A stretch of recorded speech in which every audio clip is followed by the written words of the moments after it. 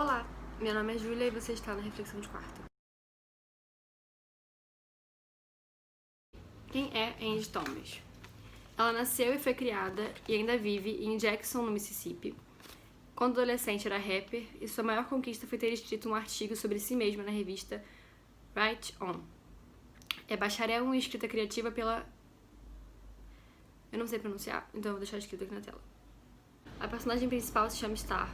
Ela tem 16 anos e ela vive em Garden Hills, que é um bairro de negros, majoritariamente de pessoas negras.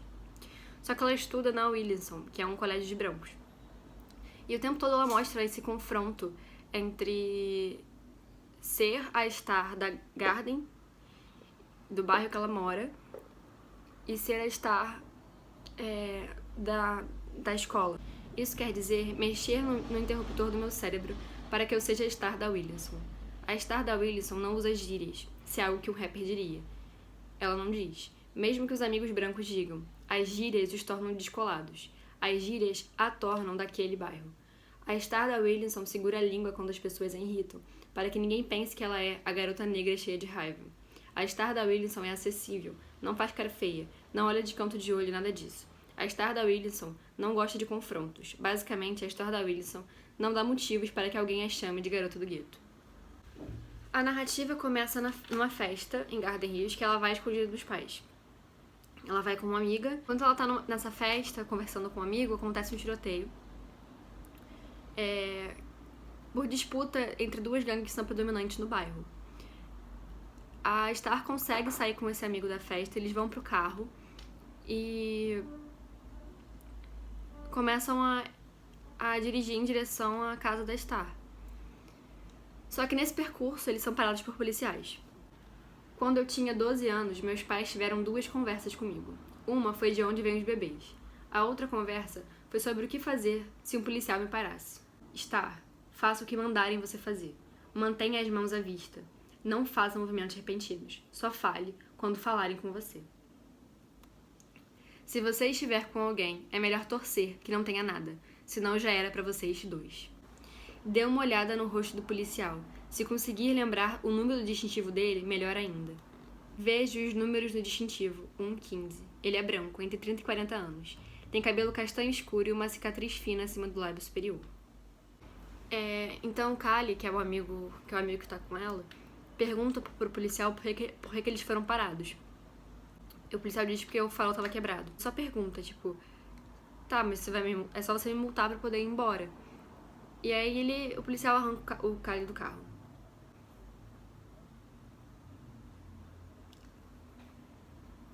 O Kali é empurrado contra o carro, de peito pro carro, e o policial começa a revistar ele e ainda diz, vamos ver o que podemos encontrar com você. Como se o policial com certeza fosse encontrar algo no carro de dois negros, adolescentes. E o Kali fala, você não vai encontrar nada. O policial 115 revista o Kali mais de uma vez, não encontra nada, e vai em direção à viatura. Mas antes de ir, ele diz que não é pra nenhum dos dois se mexerem.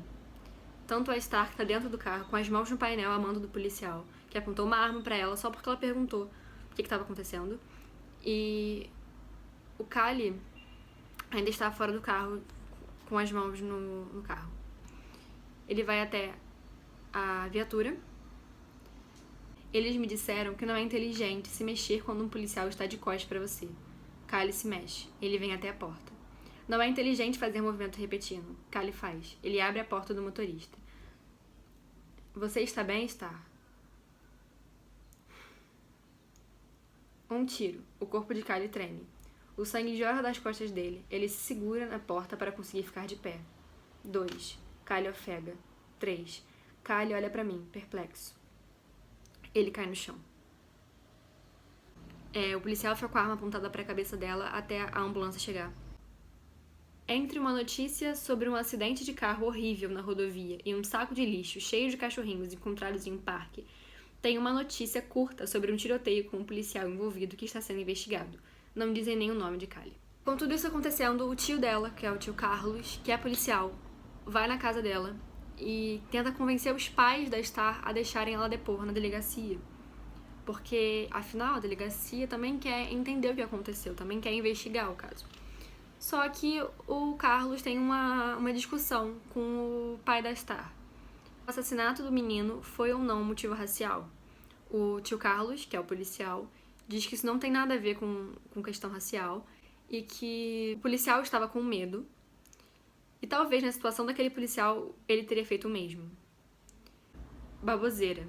Se estivéssemos em Riverton e o nome dele fosse Rich, não estaríamos tendo essa conversa. Tio Carlos responde que sabia que estava tendo um boato de que o menino estava vendendo drogas. E isso faz o que aconteceu seja certo? Pergunta o pai da Star. Eu não falei isso, mas poderia explicar a decisão de Brian se ele se sentiu ameaçado. O Carlos pergunta pro Maverick por que tudo pra ele tem que ser questão de raça. Negro, por favor. Se eu matar Tyrone, eu vou pra prisão. Se um policial me matar, vai ficar de licença, e só talvez. A Star ouviu a conversa entre o tio e os pais e descobriu que talvez o Kyle realmente vendesse droga. E a partir daí começa uma confusão em relação a ela com o sentimento que ela tem pelo Kyle. E isso aparece em vários momentos. Dela estar com raiva dele por ele ter vendido drogas. E esse sentimento vai mudando ao longo do livro. Como se ela também fosse entendendo a questão racial por trás do que aconteceu. Então a Star decide que vai fazer o depoimento dela na delegacia. A mãe dela vai junto. E é legal, né? É legal perceber que os delegados chamam o ocorrido de incidente. A conversa dela com os detetives é assim, chega a ser nojenta. Porque são os detetives o tempo todo tentando colocar a culpa do que aconteceu nas atitudes de Kyle. Você sabe por que ele estava na festa? Kyle fez o que ele pediu, mas Kyle não ficou parado, ficou? O Kyle consumiu bebidas alcoólicas na festa? Você sabia que o Kyle vendia narcóticos? Vocês vão botar Kyle e Star em julgamento ou o policial que o matou? Você ainda não perguntou à minha filha sobre aquele policial. Só fica perguntando sobre Kyle como se ele fosse o motivo de estar morto. Como ela disse, ele não puxou o gatilho contra ele mesmo. No noticiário de segunda à noite, finalmente disseram o nome de Kyle na notícia sobre os disparos, mas com um título acrescentado: Kyle Harris, suspeito de ser traficante de drogas. Não mencionaram que ele não estava armado, só disseram que uma testemunha não identificada foi interrogada e que a polícia ainda estava investigando. Chega o dia do velório do Kyle, e no velório começa uma mobilização para as manifestações.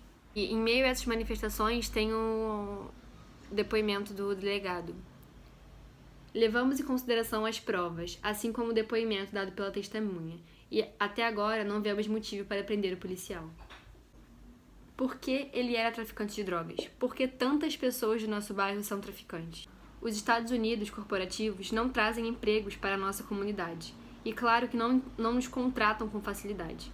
Agora pense nisso. Como as drogas chegam ao nosso bairro? Estamos falando de uma indústria de bilhões de dólares.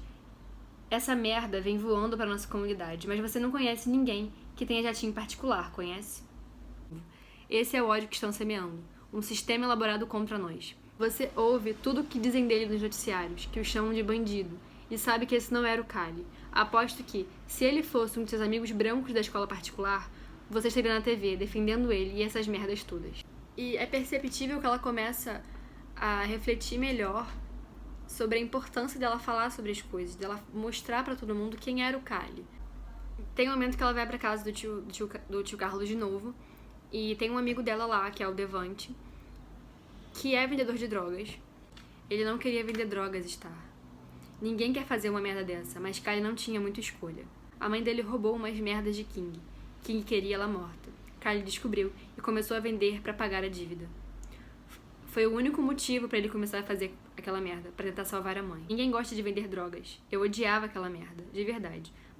Mas odiava mais ver minha mãe e minhas irmãs passarem fome, sabe?